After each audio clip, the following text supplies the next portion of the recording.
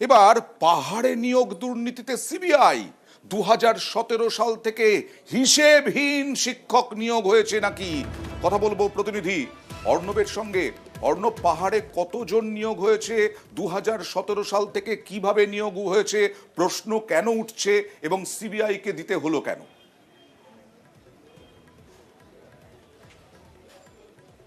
দেখো, বিচারপতি বিশ্বজিৎ বসু আজ নির্দেশ দিয়েছেন, সেই নির্দেশের দুটো মূল পার্ট।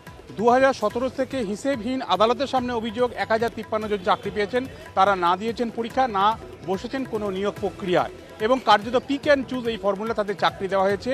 এক্ষেত্রে আদতে পরিসংখ্যান কত 2017 সালের পর থেকে পাহাড়ে মূলত জিটিএ এলাকার মধ্যে প্রাথমিক, মাধ্যমিক, উচ্চ মাধ্যমিক স্তরে কত শিক্ষক নিয়োগ হয়েছেন তার হিসেব চাওয়া হয়েছে, রিপোর্ট চাওয়া হয়েছে জিটিএর কাছ থেকে। সেই নির্দেশ বিচারপতি বসু দিয়েছেন। আচ্ছা, দ্বিতীয় যে নির্দেশটা সেটা অত্যন্ত গুরুত্বপূর্ণ।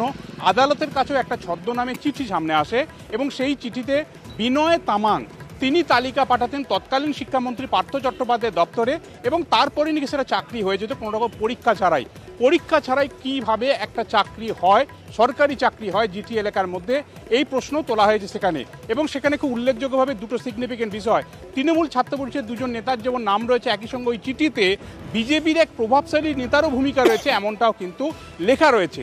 এখন এই ছদ্মনামে লেখা চিঠি যেটা আদালতে জমা পড়েছে বিধাননগর পুলিশের কাছে, এই ছদ্মনামে চিঠির আড়ালের সত্য আদৌ কিছু রয়েছে তার ফ্যাক্ট ফাইন্ড করার জন্যই প্রাথমিক অনুসন্ধান করে রিপোর্ট দেওয়ার নির্দেশ দিয়েছেন বিচারপতি বিশ্বজিৎ বসু। 2 সপ্তাহের মধ্যে সেই রিপোর্ট আসার পর পুরোপুরিভাবে সিবিআইকে তদন্তভার তুলে দেবেন কিনা বিচারপতি বিশ্বজিৎ বসু তা নির্দিষ্ট করে দেবেন। আপাতত অনুসন্ধান, এই ছদ্মনামে বিস্ফোরক চিঠির অনুসন্ধান করবে সিবিআই। আপাতত সিবিআই অনুসন্ধান করবে। আইনজীবী শামীম আহমেদ কি বললেন দেখুন।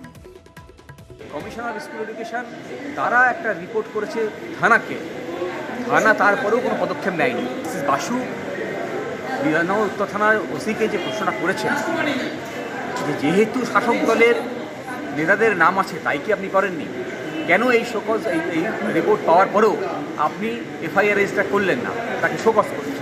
এই যে দুর্নীতি, এই দুর্নীতির নিয়োগে সিবিআইকে নির্দেশ দিয়েছে যে একটা এনকোয়ারি করতে হবে এবং এই এনকোয়ারি করে 15 দিন পরে হাইকোর্টে তারা রিপোর্ট দাখিল করবে।